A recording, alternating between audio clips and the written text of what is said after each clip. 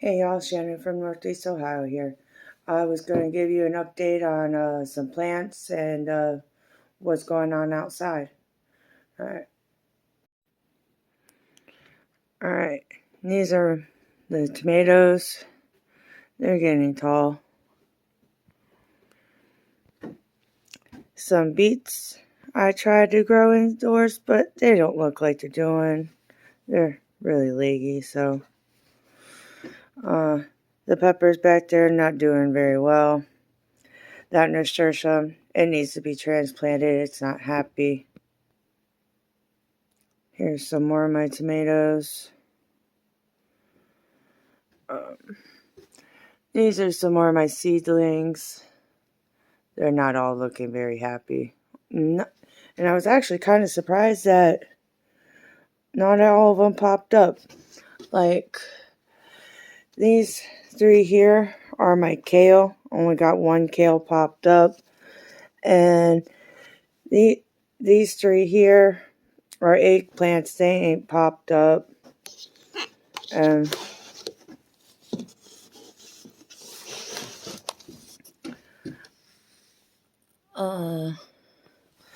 these are cabbage. Not all popped up. Brussels sprouts. And that's all broccoli. It all did good. Some of them are starting to get their first true leaves. So when that happens and those leaves get bigger, I'll plant it up to here so they're not so spindly. The snowball cauliflower, these 4 rows here look good. Swiss chard, these 4 rows, they look pretty good. My spinach is pretty spindly, but I haven't flipped it around, so that's why it's all going this way. None of my hollyhocks have come up. That one got dumped down on the floor. I literally just did that. I don't know where the bean came from, but it came up. Peppers from the pepper plants I had in here. They just volunteered. And this one here is the only one I got that's big right now. All the rest of them are still small out of my sweet potatoes. These were just store-bought sweet potatoes. These are the rest of my tomatoes. There's one whole tray there. There's another tray back there. There's a half a tray there. And I have 4 cups sitting here with tomatoes coming out. And these have all laid over because they're gotten so tall that they actually need to be tied up. But it's not time to put them out yet. So they've just kind of laid down and growing up to the light. I have the lights on a bucket, so it's raised up. And up here are my potatoes waiting to go out.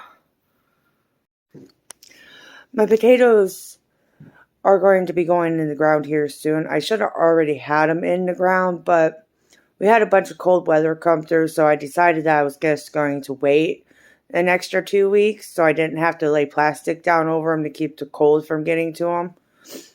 But there was an issue last year that I found when I was rototilling, and it was a giant cedar tree or pine tree stump that was in the front yard. And last year I just kind of said I'll deal with it later. Well, it's later now, and I started digging it up today. I about got it all dug up so I can cut it and pull it out so I don't hit it with the rototiller no more.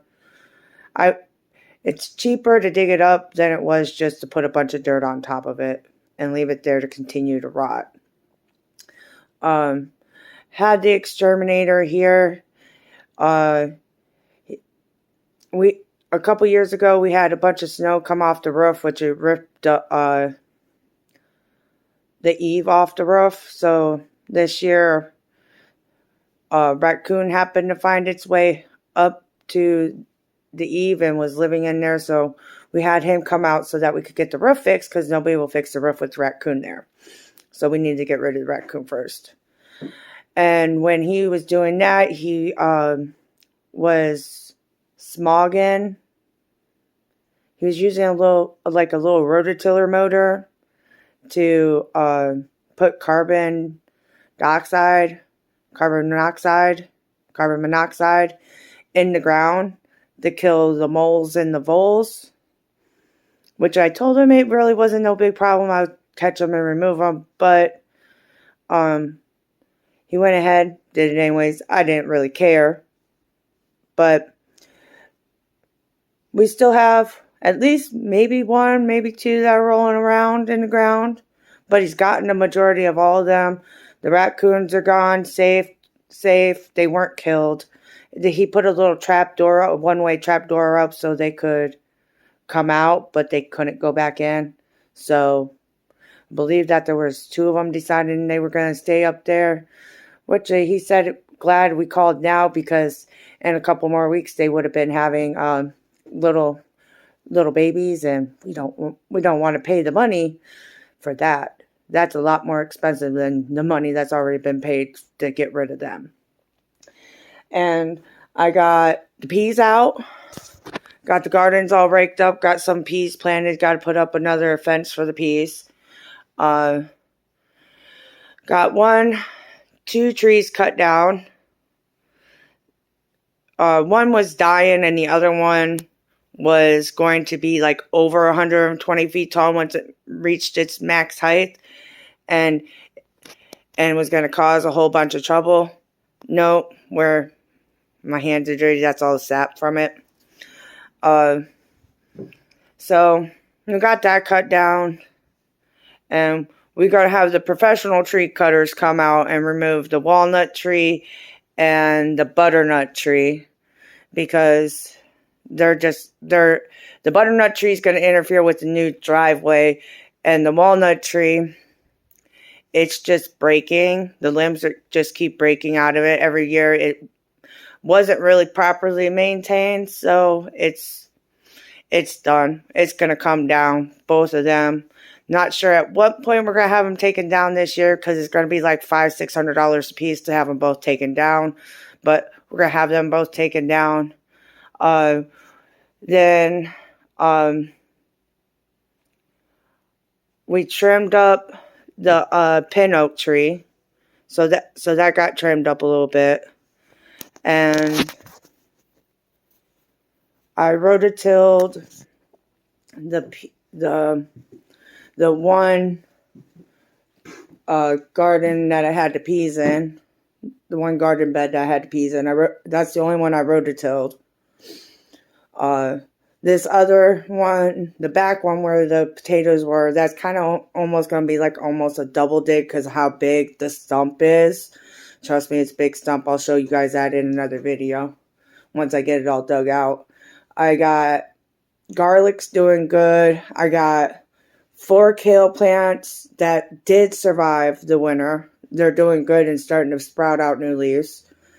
And the leeks I tried to put out too early. It was too early for them. I did not get them quite hardened off properly. I think that was the big issue on them.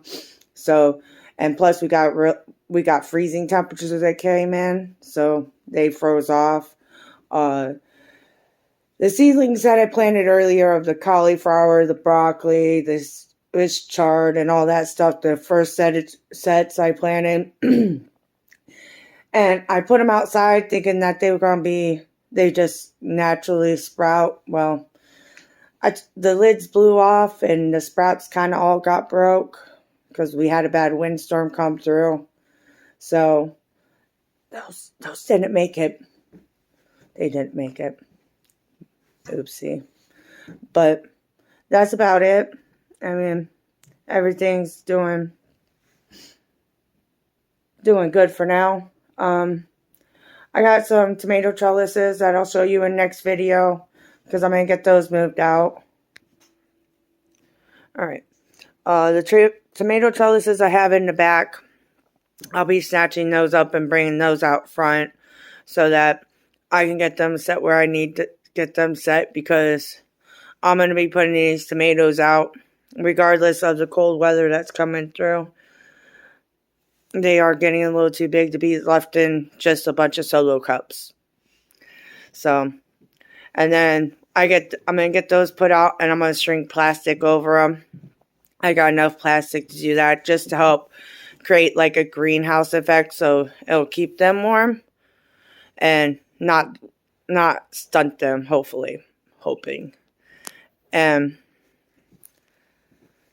I forgot about these. These are eggplants. Oh, these ones are bell peppers. Mixed colors. I just planted them, and they haven't planted them on the 30th, and they ain't came up yet. These are eggplants. None of them have come up yet. And these are more peppers. And they've not come up yet. Been waiting for them to sprout so I could put them underneath the lights, but they have not done nothing yet. Keep giving them water. Nothing. So, and as you can see, aphids. Aphids. They're only on my pepper plants. And I powdered them. I keep washing them off. I haven't washed them off in a while. That's kind of why they look so bad. But, yeah. Keep trying to deal with them. But, no luck. Alright. These are my berry plants. I gotta take these back inside. But, this was a tray of peas. Only a few of them popped up. None of them did. This was another tray of peas. Only a few popped up. These were the plants that I started, and you can see only the solid mixes kind of survived. These guys have managed to survive even with the wind blowing them. And I believe that's because they were down here. Like, these are some lilies that I got from my ma. These guys here, they did not survive. The lid blew off. And as you can see, all these are dead. All these are dead, even though they kind of still look green. There's a few in here, like right here, that survived. And there's a few right here that survived. But other than that, that whole tray is done. Just because of the wind. The cold, the bitter cold did not help these guys here. I'm hoping. They still kind of seem like they might. But this guy's kind of broke off. I think the birds kind of landed on them too and broke them.